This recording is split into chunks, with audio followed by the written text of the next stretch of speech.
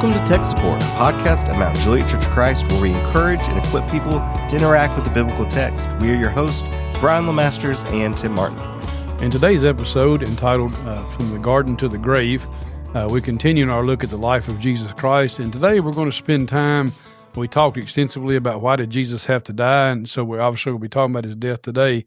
But we want to more so just kind of review the narrative. And what Brian and I have done is gone through all four gospel accounts of really four major scenes: the garden, Jesus' appearance at the high priest house, then Jesus appearing before Pilate, and then the final scene at the crucifixion. I just want to review that narrative.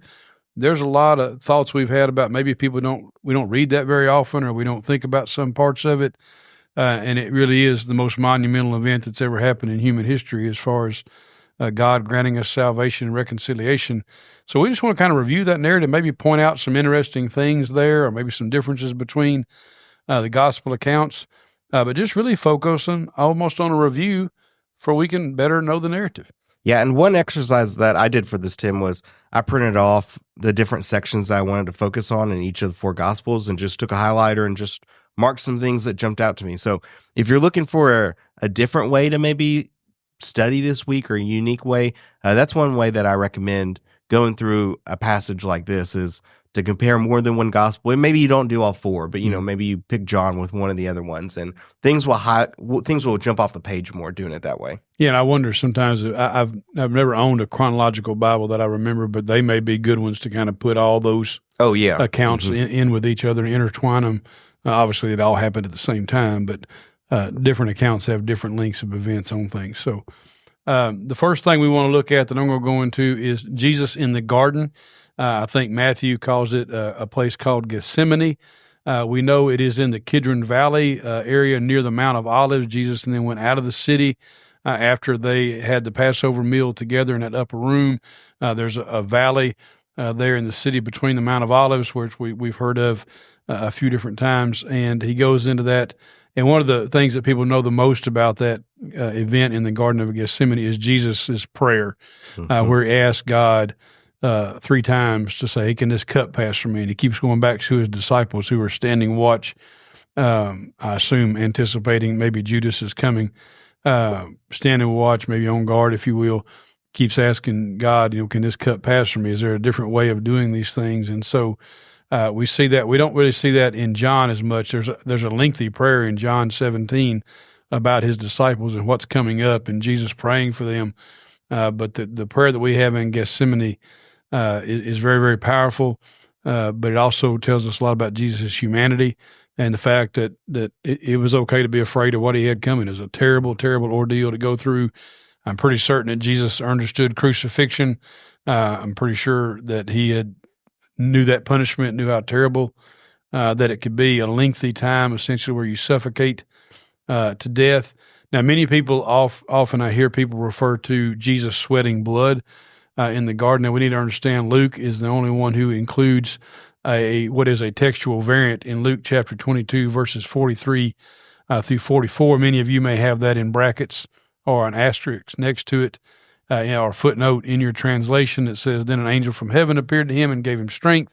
In his anguish he prayed more earnestly, and his sweat became like great drops of blood falling down to the ground." So it's a whole nother study to go into those textual variants, but our very earliest papyrus of Matthew doesn't have that in it, and some of the oldest manuscripts don't have that in it, of Luke don't have that in it. But even if so, it is like great drops of blood, or like drops of blood, not literally sweating blood. I've heard a million different people talk about how you can actually sweat blood and all that, but not reading the text, and he's the only one that included in some manuscripts. So I haven't done enough research to make a firm decision on that, but I know people note that quite a lot. But after that prayer, Judas comes along. Some scholars think that maybe Judas knew they would be there because they were there very often. I think John may mention that they met there often. The Gospel of John, I think, mentions that. And they met there, and Judas knew. He came up and he told him, "Hey, I'm going to kiss the guy to identify him to this crowd." Now, that has always been strange to me, Brian, especially because the chief priests and the elders and the scribes were there. I mean, I mean, maybe Jesus looked like a lot of his disciples, but I mean, they'd send Jesus all the time. I mean, how do you not identify this guy? And so I don't know why Judas necessarily had to do that to identify him to the others that were there, but he does do that. And we have this crowd of people that's made up of a variety of individuals. Some of the gospel writers call them the temple police. One other says soldiers. I do think it's a mistake to refer to them as Roman soldiers. There's no reason to think that they had Roman soldiers because they have not gotten that permission from Pilate to take Roman soldiers, and Jews commanding Roman soldiers doesn't make a whole lot of sense. Yeah, one thing that I read, it talked about it being more associated with guards and stuff associated with the temple or the priests Jewish and stuff individuals, like that. that were that way. And so I know people sometimes say that was the case. And so these chief priests, also, the conspirators here, the chief priests, the elders, and the scribes, are all the people who had challenged Jesus going down into this. So you referenced this earlier, like in that culture, and I haven't done a study on this, but I know there's another reference in Romans, the idea of like a holy kiss. Romans, 1 Corinthians, 2 Corinthians, I think somewhere else, several. Yeah. So was that very common just as a greeting to give a kiss, or do you know if it had any like special? Well, I don't know. Here in this case, it would be very common greeting, I think, because I know I actually mentioned those verses in the youth retreat this past weekend. It kind of grosses kids out, because we greet each other with a handshake in our culture, and maybe a lot of Western cultures. But there are other European cultures and cultures where I say a kiss is not a passionate kiss on the lips, but it's a touching of cheeks or a kiss on the cheek. That would be a very common greeting. I don't know enough about whether they did that or not. But I understand. I haven't researched it to say if it's right or wrong, but I have heard people say it was a common greeting, and it's not unusual that it would be. But Judas didn't do it to anybody else. In there, and so it does seem to be an identifying. What I mean, it doesn't seem to be. The text says that the man I'm going to kiss is it. And doing it, if I was Jesus, I'd have smacked him upside the head. I know what you're up to, what you're here. Don't be trying to be nice to me, and looking at that. But I think it was a common greeting. But I do think here it's a special identifier of things and him being betrayed there. But it's always been puzzling to me that he would need to do that. I mean, I would have thought they would have recognized Jesus as soon as they walked in. Maybe it was dark, whatever it was be, or I don't know why they just didn't be like, which one of you is Jesus? When they counted them there. But I would say that it has a cultural connotation, but I don't think the same as what Paul says. I think Paul's saying to greet each other in a respectable way, but with a little bit more holiness. Gotcha. Yeah, being set apart. Do you make much of the whole like sword incident with Peter? Yeah, we have one gospel writer that gives us the names, Peter, and then the slave of the high priest Malchus. That has his ear cut off. I'll make a couple of things of that. They come down with swords and clubs, and they have weapons. This crowd has weapons. And maybe there's some kind of rudimentary makeshift weapons, not exactly military grade. But, it's interesting to me that Peter's armed in the first place. It's interesting. I think only one gospel actually says who it was and identifies that individual. I don't know why that is. Perhaps it's a reluctance to make Peter look bad. Because Peter's such a stalwart church guy in early Christianity. But I think it's interesting that he's armed. Maybe he's expecting trouble. I've heard some people say that he was expecting, hey, this is the moment. This is when Jesus is going to start the insurrection. But I don't know why he would think that when Jesus has told him time and time and again, hey, we're going down to Jerusalem. Here we go. And I'm going to be betrayed into the Gentiles and crucified. So I don't know why that would be the case, but I think maybe he was just being... Now I don't know if Peter's a terrible swordsman or a good swordsman, that he only cut off his ear, because it's pretty hard to swing a sword and only nick off an ear. Lucky for Malchus there, this poor innocent bystander, really, Jesus puts his ear back on or touches his ear and heals him, and puts his ear back on, which would have been an amazing sight. That's when I would have walked away if I was in the crowd and be like, this guy's pretty legitimate. So I don't know how you do that without injuring his shoulder or anything else as well, but maybe he's my number one pick for my dodgeball team. So is that Malchus or okay? Yeah. I don't think he's not. I'm not going to put my boy Peter out in my war party to go out and do that. Well, he is betrayed. He's seized and arrested, if you will, by the temple police and the soldier, and all the disciples scatter. Mark has a very strange passage about a young man who was there and jumped up and fled away, and his clothes got ripped off. And I've heard some people say that was Mark. Well, there's nothing in the text that tells us that was Mark, but it is an odd thing in there that's, and I don't know what to make of that. I'm sure there's much been written on that, and I have no idea why he even includes that in there. Why the Holy Spirit would have him include that in there. Because I think if it was him, he would probably identify himself as being there because it gives legitimacy to his writing. Because, the most legitimate, if you were just looking at this with a non-inspiration point of view, I'd be like, okay, if I had to guess which one of these is more accurate, Matthew and John are my first two guys because as far as I know, they were there and doing that. And so they go out. It's interesting in Luke 22 and also in John, Jesus is more conversational with the people who come to arrest him and saying, hey, have you come out with swords and strength as I'm a rebel? I think John is where he speaks to him and says, who is it you seek? And they all fall flat down. And then they stand back up, and it's almost like sarcastic. Jesus like, now, who is it you're looking for? And going out like he has power. I think John's the only one that records that being the case. And so there he's arrested. And so then we move on to the next location that Brian is the world-renowned expert on. That is far from true. So the next section here after this arrest, what was fascinating to me, Tim, and hard to wrestle with at first as you work through it was the synoptic gospels, which would be Matthew, Mark, and Luke.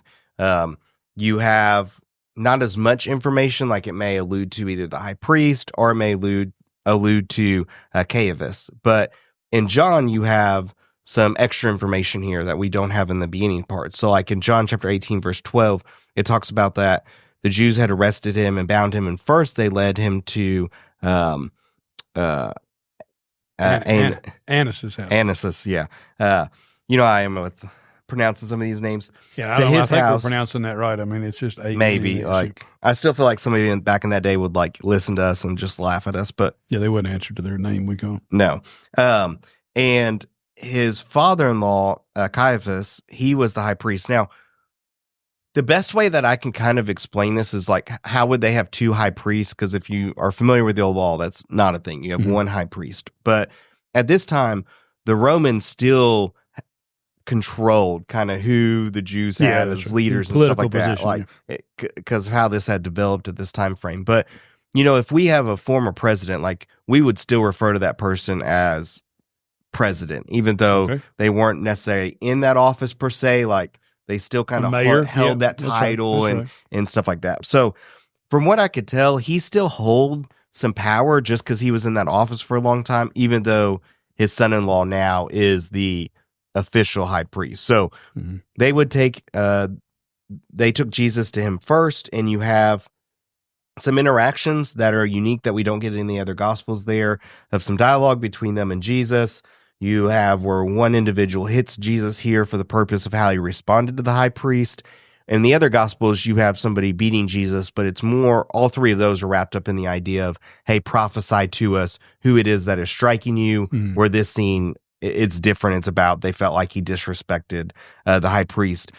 After this, they take him to the official high priest, Caiaphas, to him. What's interesting is, and I'm not an expert in Jewish law, but from what I read, they talked about that there shouldn't be any trials occurring at night.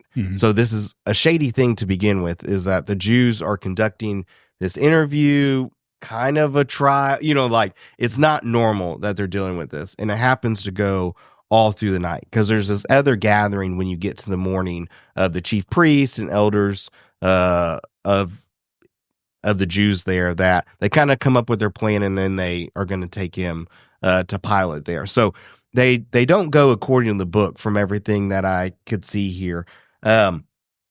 Jesus is relatively silent. You do have some interactions where they're trying to find a way to bring a to catch him breaking a law. So you have some people that are coming up and giving false witness, but they don't really line up, and they end up just looking at him and saying, "What do you make of these things? Like, are you the Son of God?" And you have him saying, "You have said so." Like Matthew's like that, and Mark reads it a little bit different. He says, "I am, and you will see the Son of Man seated." The rest of it is the same there. And then they're like, "Oh, he's blasphemed."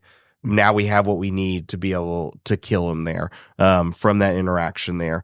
So I find it just interesting there of how Jesus handles himself. Like, I can't imagine, one, everything that he's about to go through, he's doing it for other people. Like, he's come to try to save mankind. Like, he's the anticipated Messiah. And all through this process, you just have people that are mocking him, like hitting him, saying, "If you really are the Son of God, then do this." Like, all the way through this process is going to be, prove this to us, when that's all he's tried doing beforehand, but it wasn't according to their terms. Just the amount of like self-control that's there is just like, oh yeah. I can't wrap my mind around how much power he had, how right he was, how wrong they were, and yet he took it. Like, and he took it because he wanted to fulfill God's will. He wanted to be able to save mankind. But it's so hard for me to wrap my mind around that.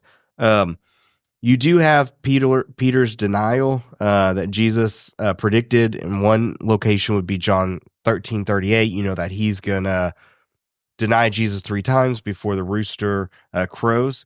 An interesting thing here is, how you have this extra narrative part in John's gospel, where it reads as Peter denies him for the first time at the first location, and then 2 more times at Caiaphas's house, where the other Gospels, it reads it almost as just one flow, like he's inside, and then he leaves to the courtyard, and then he's at the gate, like to where it's just kind of a constant flow. So it's interesting how to like piece that all together, because you have a whole night worth of activity that's occurring, and you just have bits and pieces that are recorded in each of the stories that are being told here. So anyways, that's interesting to me. All of them match, and you have a lot that overlaps, but John is the most unique in my mind. So if you want to compare it, I recommend reading through John and then reading through either Matthew, Mark, or Luke. And I feel like that's a good way to read through these scenes and stuff there. I would agree. I think the same thing with what I'm about to talk about with Pilate. But it's interesting to me how they try to get these guys to bear false witness about Jesus. And I kind of picture it being like, this almost this comical thing that can't nobody get their story straight. Yes. We're trying to do this. I can see Caiaphas rolling his eyes and be like, can we not get our stuff together here and get this guy to somebody say something? But, it's worthwhile to think about the punishment for false testimony in the Old Testament, in the law that these people knew or would abide by, is if I lied about you doing a crime and it got found out, I get the punishment you would have gotten. And in this instance, we're talking about being killed. I can almost see where I'd be a little bit reluctant to do that, but also everything's so messed up, when in fact they could just use Jesus' own testimony. He did say he was going to tear the temple down. They misunderstood, I think, that, but he did forecast the destruction of the actual physical temple in addition to the symbolic temple of his body, and that did happen. But he, and we'll talk about this when we get to the Pilate thing, but I can see where that would just be challenging because different people heard different things, and they just didn't have all their ducks in a row, in my opinion, to get this done. And I don't even know why they bothered to get this false testimony when they really wasn't planning on worrying about it all. And they just ultimately wind up asking Jesus, "Are you the Son of God?" And he says, "It is as you say. You have said it." And so that kind of gave them and that blows them all up. Yeah. That's when they tear their robes and, scream out blasphemer. And so I don't know why they even need to bother with these witnesses. Everybody's there that knows it's a sham, I think, but I don't know. Yeah. And it's like crazy to me because it's like, well, one, they're worried about their power. Like, it's not about being holy, but it's this mockery of holiness, or we want to be protectors of the truth and be people of God. So we're going to tear down this false prophet. But nothing that they did met the standard of what they were trying to defend, which is so ironic to me in that situation there. Whole thing's a big kangaroo court that they're trying to have. Yeah, there's one reference that I think is worth mentioning. When we get introduced to Caiaphas in the Gospel of John there in verse 14 of chapter 18, it talks about that he had advised the Jews, and that reference comes in John 11:47 through 53. And it talks about there, so the chief priests and the Pharisees gathered the council and said, "What are we to do? For this man performs many signs. If we let him go on like this, everyone will believe him, and the Romans will come and take away both our place and our nation." So they're concerned about their power because Jesus is gaining a following there. And like, what do we do there? Mm-hmm. And he recommends, like, he's the high priest at the time, he recommends, like, hey, like, it's better for one man to die than for the whole nation to perish. So that's what's being alluded to there in that random reference there. You got to go all the way back to John 11 for that reference. So that was one thing that jumped out to me in this study that I hadn't really noticed, I guess, other times as much. So yeah, I think one of the accounts also, Pilate realized that there was some kind of jealousy, some kind of thing going on. Mm-hmm. It'd be ridiculous to think Pilate knew nothing about, Jesus has been in town here for a week. And, there's no way he didn't hear. I know this is speculation, but there's no way that nobody had heard about, hey, this guy came into town riding on a donkey and everybody was laying these palm fronds in front of him and saying, Hosanna, the King David's back in town. I would want that word to get back to me if I was in charge of this, if I was the governor here. I think I would hear about that, through my system of spies and soldiers and everything around town. Yeah, let's keep going with Pilate. So it's the next morning here. They take him to Pilate. It's morning. Jesus has to be completely exhausted with everything he's been through and about to go through. So they go to Pilate. Pontius Pilate was the Roman governor of the time. Governor is kind of the word I will use. He operated under the provincial government of Syria, the guy who would be a province of Syria that Judea was. And so we're not talking about an uber high-ranking official, and one that I don't think lasted very long there in Jerusalem because I don't think he really did a good job of keeping things under control. And one of his tasks that I think is important here is if you're going to be, for a minute, you're going to be Brian, the Roman governor. What you want is a province that's dead quiet. We're going to take up our taxes. There's not going to be any trouble. There's not going to be any news get back to Rome, to Caesar, and that you're not able to keep things under control. Other than that, who cares? You want to be seen and not, seen, not heard. Nobody knows about you. And so I think that's one of the reasons Pilate has to kind of cave into these guys, even though we may look at it and say, why did Pilate do that? I mean, if it was me, I'd kill Barabbas and Jesus and just wouldn't worry about it. But one of the things is to understand he's in a very, very challenging political position and a powder keg situation there with zealots and other people that even though, could the Romans have put down a rebellion? Yeah, but it would have been costly. Soldiers would have died. It would have been trouble. It would have been a message to other places in the empire. So he has to be uber cautious about, okay, who's more trouble, this Galilean or all these Jewish politicians? Mm-hmm. What have I got to keep things down? And so they go to Caiaphas' house. It's interesting. John mentions that they would not enter into a Gentile's house because they didn't want to defile themselves because this is the Passover week and the Feast of Unleavened Bread. And they bring him in there, and he's like, what are y'all doing? And we have criminal charges against him. He's broken some of our laws. Maybe worth mentioning how long that feast goes, Tim. I believe 7 days. 7 days there, yeah, that's right. And, of course, you can look up more about that. I think Exodus 16, some other places in the Old Testament, where there's a Passover meal, and then there's 7 days of unleavened bread after that. And so they don't want to defile themselves in that way. And so really they don't have any criminal charges. They talk to Pilate. Pilate says, hey, it sounds like your problem. These are some of your religious laws. He hasn't murdered anybody. He hasn't stolen. He hasn't, done anything bad. But now they do bring charges against him. It seems like in John, there's an emphasis on, hey, this guy's trying to stir up trouble. He's saying he's the king of the Jews. And they even say, we don't have one king. There's only one king. We have Caesar, which had to make zealots mad in town for any Jews to be saying, like, what are y'all doing? They're willing to say anything. Yeah, they'll say anything here. But there's this this guy is an insurrectionist. This guy is disloyal to Caesar. I think at one place they even say he advocates not paying taxes to Caesar. Well, these are all things that Pontius Pilate has to acknowledge that, this is not what I want to go on.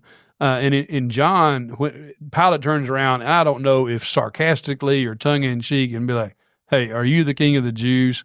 I can just see him being like, "Yeah, well, you don't look like the king of the Jews to me." Yeah.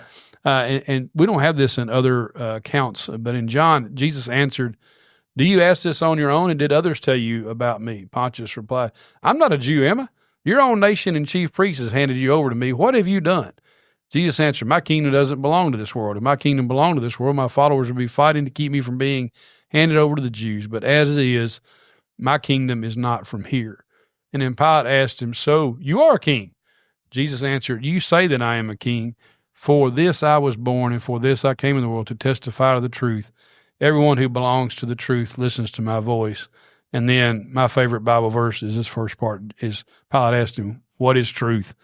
And I can see a politician almost saying that, like, whenever you find out what that is, you let me know, because that truth seems to change depending on whose perspective. But one of the things that's side note here, why is this your favorite verse? Because that's the pursuit of my entire life, is to find out what is truth. Like, what does the Bible really teach, and what does it say? And so, interestingly, it's a Roman governor that I get that from, and not from a prophet's mouth or something in that way. Plus, I can appreciate Pilate's position and just being like rolling his eyes too and saying, like, well, what is truth?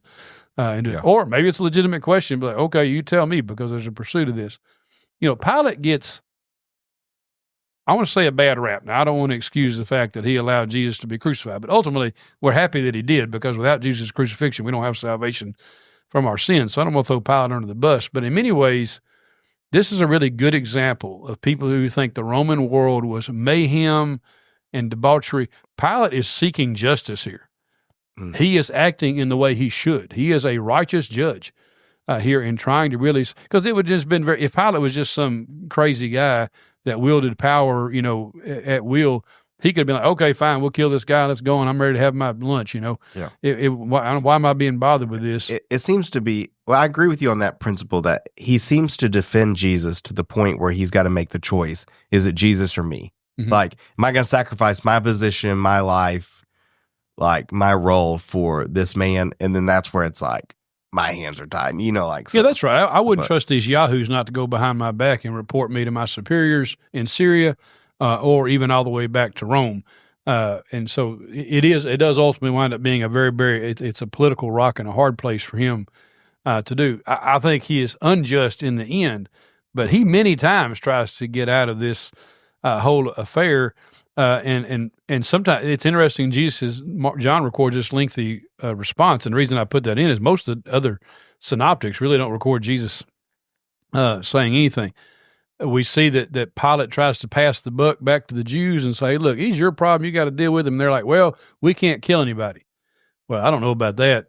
I've heard a lot of people comment about that, and maybe on the books they couldn't kill anybody for a crime, but they sure didn't mind stoning Stephen to death over in Acts 7. And so I don't know that they necessarily restrained from that. Why they didn't stone Jesus to death, I don't know. But he also, in Luke's gospel, and he's the only one that records this, he sends him over Herod Antipas, because he said, "Oh, this guy's from Galilee.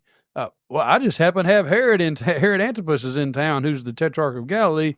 Well, I'll send him over there and let Herod take care of him, because Herod's the guy that should decide on this." And so Herod happens to be in town. And that's over in Luke chapter 23.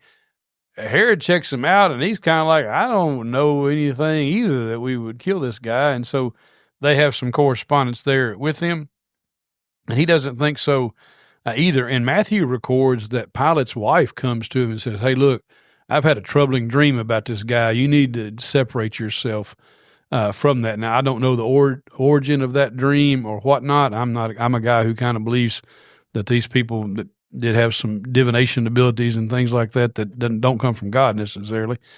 But maybe she was warned by God. I don't know why God would warn her off, because this is all God's plan unfolding here.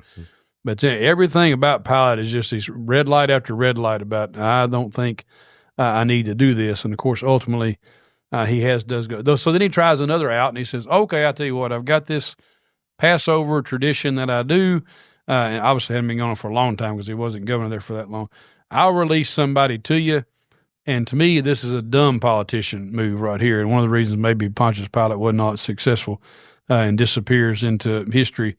I'll release Barabbas, which some people say Barabbas. It means son of the father. He's listed as a notorious person, a robber, a murderer. But here's the one, an insurrectionist. Well, I would not release that guy if I was Pilate. If we got back to, hey, there was this like crazy preacher guy, religious guy running around, and I crucified him. But I let a convicted insurrectionist go. My superiors would be like, "You did what? Why was that guy still alive? Why was he still alive in the system?" Of course, they say. I think he didn't know how the crowd would respond. Like, I think maybe he thought they would say, "Oh yeah, well, we can't let a murderer."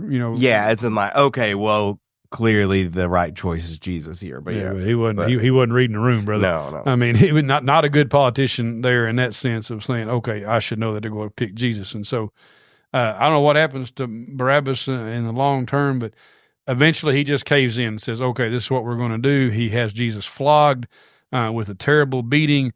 The soldiers take Jesus, they mock him, they smack on him, they put a crown of thorns on his head, they pretend to worship him. And look, I know that that's a terrible thing that those soldiers did, but I understand why they did, because this is all a big joke to them. I mean, here's this guy that thinks he's king of the Jews, and of course that's why they're putting these purple robes on him and a crown of thorns. But to them, it is ridiculous. And to them, Jesus wasn't anybody. For us, we hate it because it's Jesus, and we love Jesus, and we think it's certainly unjust what happens to him. But I'm not surprised at how they treat him, in that way, and that this whole thing was a big joke to them. And Jesus does go silent in how these people are talking to him and accusing him of things there. And like I said, they're playing on Pilate being backed him into corner. Hey, this guy says he's the king of the Jews. This guy says we shouldn't pay taxes. This guy's not loyal to Caesar.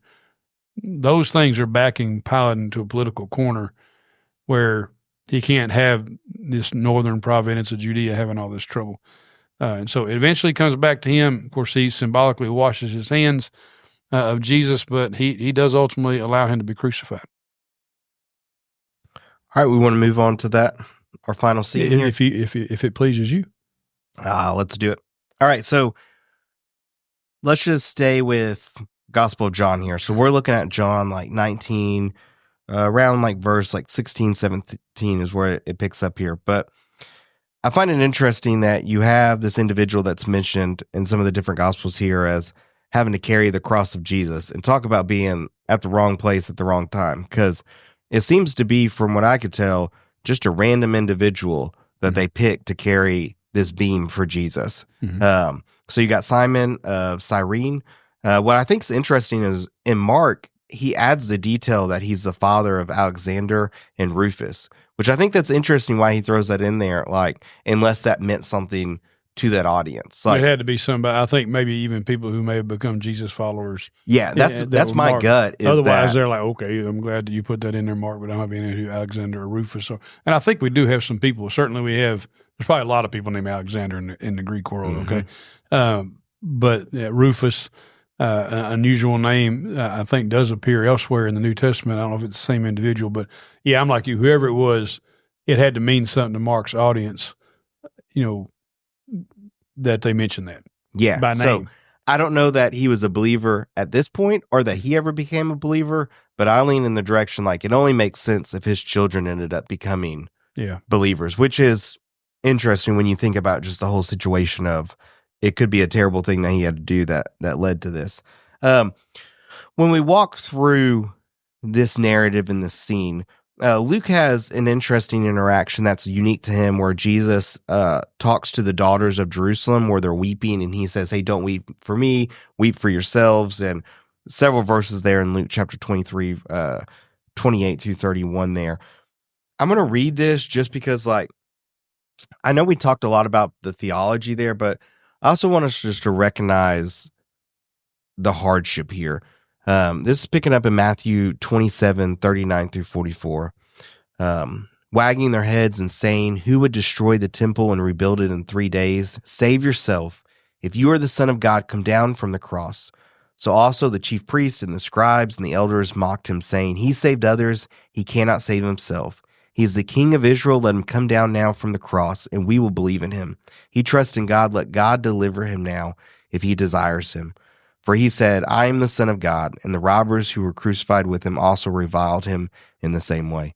If you, I know we think of the cross as being this very physical thing, but like when you think about just the mental, emotional, and spiritual hardship of the cross, like that's a hard thing that I don't think sometimes we recognize. Like all the things that Jesus believed in his core, all the things that he sacrificed in his life to help other people, like they are making a mockery of those things. Like they're making a mockery of God, of God's love for him. Like everything they challenged was some like core principles and identity, like of who Jesus was. And yet he took it. Like he bore that suffering, not just the physical, but also the emotional and the spiritual pain. You think of him being on a very, very much on an island by himself through this process. To me, it's worth sometimes of us like sitting in those emotions and to recognize the sacrifice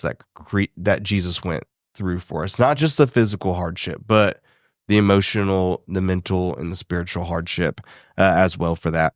When we think about timeline, Matthew, Mark, and Luke, they reference the 6th hour that you have darkness, and then at the 9th hour, all three of them talk about Jesus saying, my God, why have you forsaken me?" From what I could, unless I missed it, I don't have any times mentioned in John's account of Jesus on the cross there. When it comes to like what he said, there's a lot of difference between the different ones. Like you have all three of them talking about, my God, why have you forsaken me?" I'm pretty sure it was all three. I know it's at least Matthew, Mark. But Matthew and Mark also only reference he cried out with a loud voice right before he died. So not a lot of recorded of what Jesus said in Matthew and Mark. Luke, I'd mentioned the daughters of Jerusalem. He also in chapter 23:34 talks about, "Father, forgive them, for they don't know what they do." I think that's a powerful one. It reminds me of Stephen being stoned, a similar language there. You should note there's most Bibles should have parentheses there or a textual variant. That passage is not in a lot of the older manuscripts too. So there's some textual variant in Luke 23:34 about that statement. But now it certainly does seem to echo in Stephen's when he says that when he's being stoned there. But it's a pretty famous statement, obviously well-known statement, but we should treat it with a little bit of research to see the textual history behind it. Yep, good note there. You also have later on in verse 43, "Truly I say to you, today you will be with me in paradise," when he's talking to one of the other criminals on the cross there. And then, "Father, into my hands I commit my spirit," as Luke's final words that he records before he passes. John, you have an interaction between him and his mom where he says, "Woman, behold your son." Then he said to the disciple, "Behold your mother." Next verse, he talks about, he says, "I thirst," and ties it to a prophecy there. And then in verse 30, his final thing that he says there is, "It is finished." So you have a lot of different things that he says, but it's sprinkled throughout the different gospels there. When it comes to who is there, it's interesting. You have this reference of, in Matthew, many women, among whom were, so it lists some names, but it's not everyone that was there that would be a supporter of him. But I find it interesting that in Matthew, Mark, Luke, I don't have anybody listed by name, but Matthew, Mark, and John list multiple people by name, and they're all women. I just think that's... And a lot of Marys. Yes, yeah, a lot of Marys. A lot of Marys. I just think that's interesting, and I wonder why. Like, why is it that the women are there? Why is it that the women are the only ones that are really like identified by name? Like, and everybody else, it seems, has left town. I mean, it would seem that Peter has stuck around Jerusalem, whether or not he left after his denial. Eventually, they're all back up in Galilee. Yeah, and you have the one reference to the other disciple being there in John with Peter. during the trial there. If that's John, if John is the disciple that was at the foot of the cross with Mary being reassigned, which is pretty brave of John, because he could have easily been recognized as well, kind of like Peter was. And we know that they were still in town even when he resurrected, because they run and get Peter, and Peter goes to the tomb, and John. And I'll make this note there. I'm not going to do a deep dive on this, but one theory people have of why they think it's John when it says the disciple is there's multiple references throughout the Gospels where that phrase, the disciple or the disciple whom he loved, is in reference to John without actually saying his name. So the little bit that I read, that's why people lean into that being John there, as being the disciple there. I'm going to keep going here in our notes. I think it's interesting that following his death, there's two individuals that are mentioned. One of them is Nicodemus is mentioned. And I think that's interesting. Nicodemus is mentioned as being there to help with the burial customs of the Jews for Jesus. But assuming it's the same Nicodemus as you have in John chapter 3, where you have somebody that appears to be a high-ranking Jew that comes to Jesus with questions and does it at night, seems to be the same Nicodemus, which I think is interesting. I don't know if you've I think it makes sense. Nicodemus was an envoy from some other people who were kind of curious about Jesus in John 3. He's kind of sent there. I don't know if he drove the short straw or what it was, but he goes. He's supposed to find out some more. I think he went back more confused than when he came, but it makes sense to me. And Joseph of Arimathea is described as the one who supplied the tomb. Yeah, he's the second. And buried Jesus. He's mentioned as someone who was a good and righteous man. He was looking for the Messiah. And so I could see where Joseph of Arimathea may have been one of those people who, along with Nicodemus, was trying to figure out whether or not Jesus was legit. Yeah. You have less descriptions of Nicodemus there. I'll read you some of these descriptions of Joseph of Arimathea. He was a rich man from Arimathea named Joseph, who was a disciple of Jesus. Mark says he was a respected member of the council, who was also himself looking for the kingdom of God. I love that phrase. They're looking for the kingdom of God. Luke says he was a member of the council, a good and righteous man who had not yet consented to their decision and actions as he was looking for the kingdom of God. And then John says, who was a disciple of Jesus, but secretly for fear of the Jews. So you have somebody that's kind of in that inner circle of the Jews who believes in Jesus, but can't fully... Maybe a member of the Sanhedrin. Yeah, is what... You got to remember the Sanhedrin is like 70 people. I mean, the Jewish council is a large group of people. So, but I mean, he's in a tough political position. Yeah. A couple other notes that I'll share. Matthew is the most descriptive when it comes to the events that occur at the death of Jesus. You have the curtains being torn from the top to bottom in all the synoptics. John really doesn't mention any of the details of these things, but Luke and Mark just mention the curtain, but Matthew also mentions the earth shaking, the rocks were split, and then the tombs opening up, and you have saints who had fallen asleep appeared to people in the holy city, which would have been Jerusalem. That's when I start believing in Jesus. When Grandpappy showed up at the door, I'd be like, oh, no, something happened today. Yes. So it's just interesting how each one focuses on some unique things of it. So the other thing that I want to point out here is the timing of this, Tim, of how we count days and kind of the timeline here. So you have the reference to the day of preparation that's occurring through some of this, which would be the day before the Sabbath.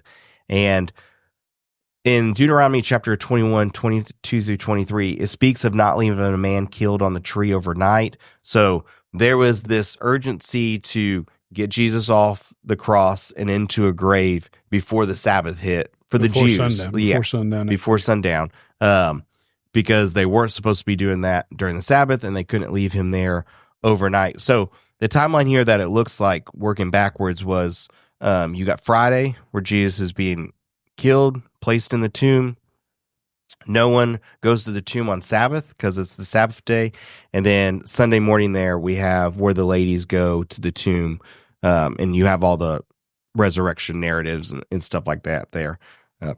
Anything you want to add there? Like how? Yeah, it's not a real challenge because there is, and I can't remember, I wrote down the note, but I don't have where it is, where Jesus makes a reference about the sign of Jonah. And he does it, I think in Matthew. Yeah, I think it's Matthew 12. Yeah. 40. He says, no, people ask Jesus for a sign. He says, no sign is going to be given this generation except the sign of Jonah. And in Matthew, I think he says, just as Jonah was in the belly of the sea creature 3 days and 3 nights, so will the Son of Man be in the earth for 3 days and 3 nights. Now, Luke's account doesn't say that. He says the same sign of Jonah, but he talks more about Jonah's message to those in Nineveh, which is also in the Jonah book, obviously a narrative as well. And so a lot of people say, oh, well, if he was, I'm going to use our days of the week like you did.